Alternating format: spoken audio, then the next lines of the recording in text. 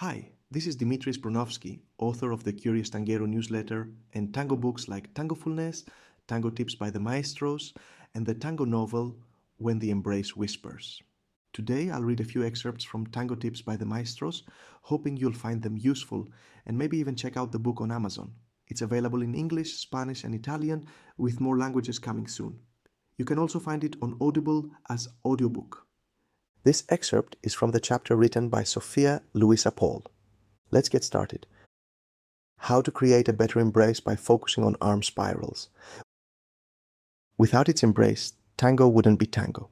We usually get a lot of information about how the embrace should feel, in a technical and an emotional way.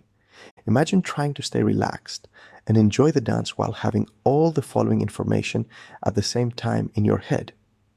Pay attention to your partner while finding your interpretation of the music, and then keep in mind that the elbow on the close side of the embrace is not coming down so it won't block the pivot, while the elbow on the open side of the embrace has a connection to the elbow of your partner, and the shoulders are staying down and not coming up, while your arms connect with your back, keeping the elbows in front and not behind your body, while making sure that the hand on the open side of the embrace is not shortening your space.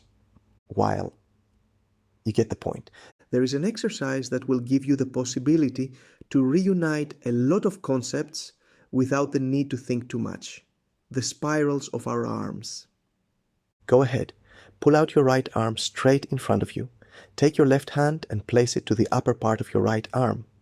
Now, with the help of your left hand, you can turn your right arm outside and inside. Feel what is your maximal inside and outside rotation. Then use your left hand to fix your right arm in an outside rotation position. Now you can still rotate the lower part of your arm. Try rotating your elbow, not the wrist. It is less than the upper arm, but there will still be a rotation. Try to find an inside rotation in your lower arm while maintaining the outside rotation of the upper arm. After this, there is a remaining possibility. Rotating your wrist. Give it a little outside rotation. Now you can feel the spiral in your arm. Outside rotation in the upper arm, inside rotation of the lower arm, and a little outside rotation in the hand. Try the same exercise with your other arm. After that, you can try the same exercise in a T position, where you have your arms at the side but a little in front of your body. If you first practice feeling the spirals and then go to the tango embrace, you will have a better structure and awareness of it.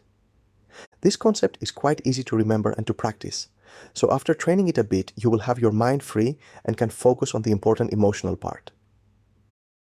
How to eliminate unnecessary space during giros and discover the right axis of rotation. When it comes to giros, there is a big responsibility on the follower's side.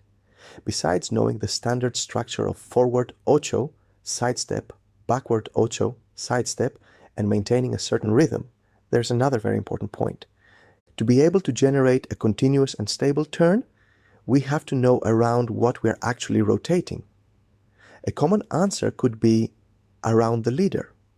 But if we follow this answer, we will often struggle. Basically, we have to decide between two types of giros. The first type of giro will be the one where the leaders have their weight on one foot. So we have only one turning axis, the base leg of the leader, e.g. giros with lapises. In this type, it is important to realize that the turning axis will be just over 1 foot, which means on one side of the leader's body, not the whole body itself. Over the free leg, there will be the free upper part of the body, which is also turning around the turning axis. It is important to know that this free part of the leader's body won't be a part of the turning axis. This is confusing, and it leads followers to generate unnecessary space, which often disturbs the turn by stepping too far away from the turning axis. The second type of giros will be those where we have one shared turning axis in the couple. So neither the leader nor the follower will be the turning axis, but there will be one axis between us around which we both turn. This will be the case in giros with sacadas and or when we are both dancing the structure forward ocho, sidestep, backward ocho, side step. In this case, the embrace of the couple will be the outside radius of the turn. Being conscious about which axis is used will give you better stability and the possibility of taking advantage of the dynamics. The third dimension and how it can help followers suggest pauses and time duration. There is always a lot to say when it comes to the magical word connection in tango. We can talk about technical connection, musical connection, emotional connection. Here I just want to focus on one small point, but it can give our dance a lot more awareness. The third dimension. While dancing, we usually care more about the two dimensions, left, right, and forward, backward. But there is also the up, down dimension. This third dimension is basically formed by how we use our knees and ankles. Coordinating the flexor extension and its timing together as a couple improves our technical connection. We are then able to use it for musical expression as well. See the second tip by Julio Cesar Calderon. Special tip for advanced followers. If you use the knowledge about the third dimension, it will help you to suggest pauses and their time duration. Let me explain that a bit. Usually, we are using an upturned intention to close a movement. To initiate a movement, we are using, besides the direction we want to move, a slightly downward intention.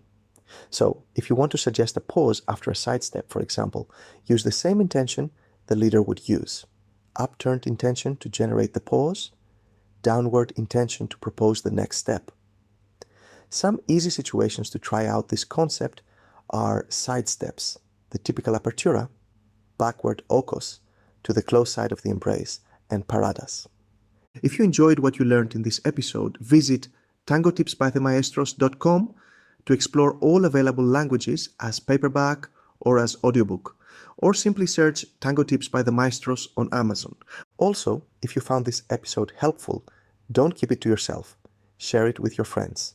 For a curated list of free and paid resources to help you improve and enjoy your tango, go to thecurioustanguero.com/ArgentinaTango. I've put together a list just for you. I'll say it again. thecurioustanguero.com/ArgentinaTango. And remember to smile. You've discovered tango. Most people haven't. What a gift.